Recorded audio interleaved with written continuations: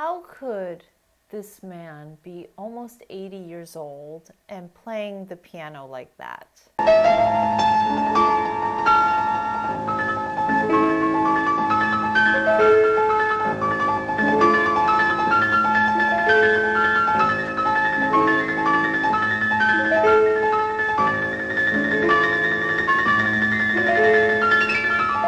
La vérité est qu'il faut rêver ce dernier morceau, pas le jouer.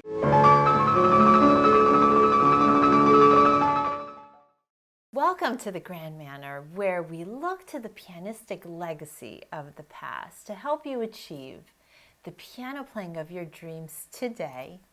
Have magical moments in each and every practice session that you have, and simply live life with grand enthusiasms. One of the premises of the golden age of piano playing was its emphasis on a singing tone. So if you're having any difficulties in your practice with tight hands, uneven, flimsy, hard to control fingers, and an uneven tone, today we will explore the wisdom of the past to help you quickly and easily clear up those areas in your piano playing. And for this, let's thank Ignaz Jan Paderewski.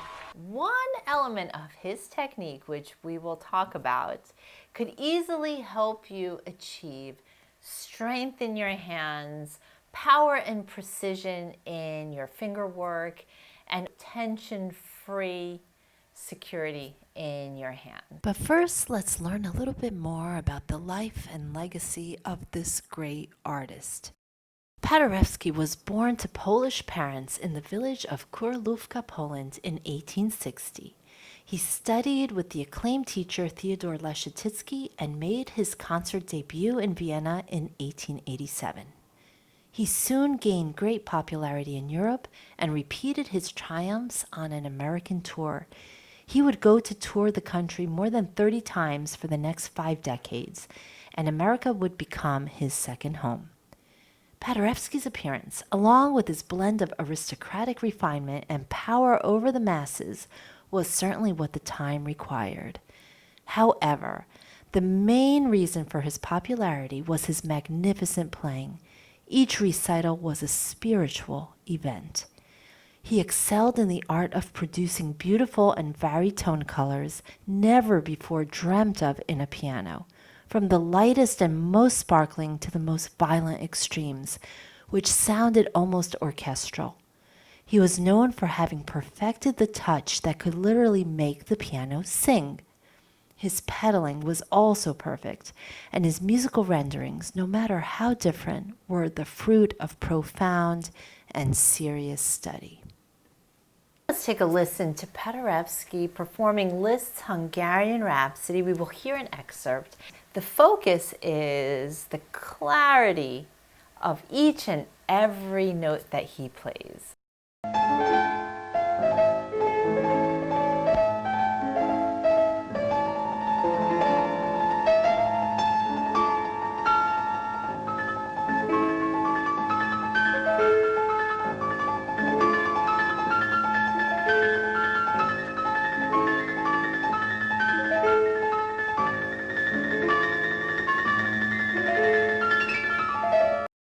How did Paderewski achieve these effects? Well, luckily for us, we do have a rare glimpse in video of his hands. And let's take a look at what he does to achieve the beautiful sound and incredible security at his playing, remembering that at this point he is almost 80 years of age.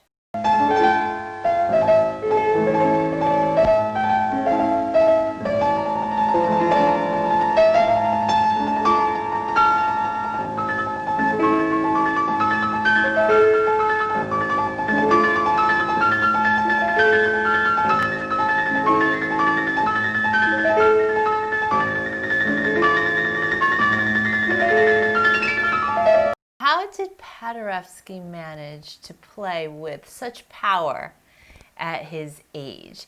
Well, one of the main features that we saw in the video was the placement of his hands.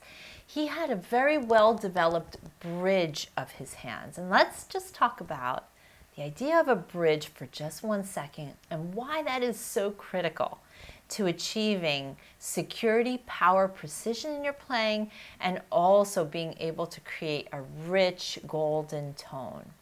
Well, the bridge of your hand, which you can make by just putting your hand out flat, and when you just bring it in towards you, you realize that you create a little bit of a roundedness in your palm. In fact, you create a little well inside your palm. You could think of it that way. Could you put a penny inside your hand in your palm and hold it there? Then you really have the idea of what a bridge looks like. It's just like a bridge that you would drive on the roadways. You would drive over a bridge, and here we have the hand in a bridge position. And so there is an ample amount of space between the key and the wrist and the openness of the fingers down here. They're not collapsed. There is almost a tunnel that develops underneath. Why is this important? Well, just like a suspension bridge on the roadways, there is a certain amount of curvature to a bridge which allows it to have its strength. Its strength comes from the elasticity it needs. Sometimes the winds will come, sometimes there will be different kind of forces on the bridge, and it has to adapt, it has to almost dance. And so because of this phenomenon, it is able to have that elastic yet very powerful and secure quality to it. And that is exactly what we need to achieve with our hands. When we think about what it takes to play the piano and how much effort and energy is required and how many thousands of notes one could play over a given hour of practice, we really realize that we do need to have a powerful form to support what we do. And so the bridge is the way to do it. So we think of having this roundedness, we think of creating this almost well-like curvature in the palm. And also the last piece of the puzzle is to have an awareness of the fingertip. The great pianist Mindrew Katz from the early 1900s said that the fingertips should feel like there are metal balls attached to each and every one of them. So there is that feeling that when you touch the key with a rounded, firm finger and have this bridge, then you will be able to have a focused attack on the note, and at the same time a flexibility so that you won't slam down. See the difference in the sound if I don't have that rebound, like the bridge has that flexibility and rebound. Here's the rebound, here's without the rebound. It's just tight. It hits the bottom. It doesn't have any give. A bridge like that will collapse if there's no give. You have to have the give, and the bridge allows you that. Let's see it in action in just the very opening of Chopin's first nocturne. Here we have to start with a bridge because the markings of the music say it has to be piano, espressivo, and also the melody comes in alone. And so if we start off with flat, flimsy, no bridge, collapsed hand, where it's going to be noodle fingers all the way, and it's not going to help us. So bridge, having that feeling of openness, buoyancy, and the fingertips aware, and that feeling that they have those metal tips.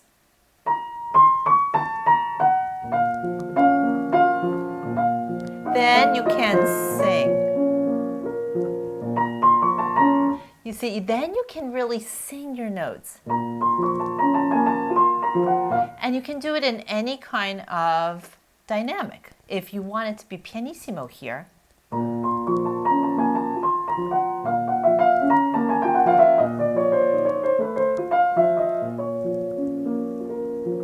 can do that if you want it to be louder.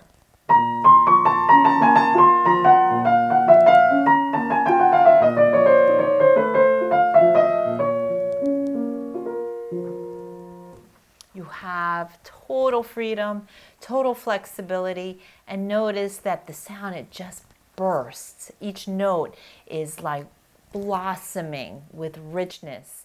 And when it has that flavor, then legato becomes a breeze. Then you have room to breathe between the notes. And that's the secret where the music lies, is between the notes. That's another topic for another day. But the bridge, try to activate it. It will be your best friend. Which piece will you try the bridge out in? I'd love to know the difference in your sound and the way it feels when you play, before and after. So leave any comments below. Subscribe so you'll get more tutorials like this. And also be sure to click so that you can download a free training which will help you incorporate the grand manner of golden tone into your piano playing, which will help every aspect of your technique, your physicality at the piano, and also artistic expression. Thank you for joining me on this tutorial, and I look forward to seeing you very soon.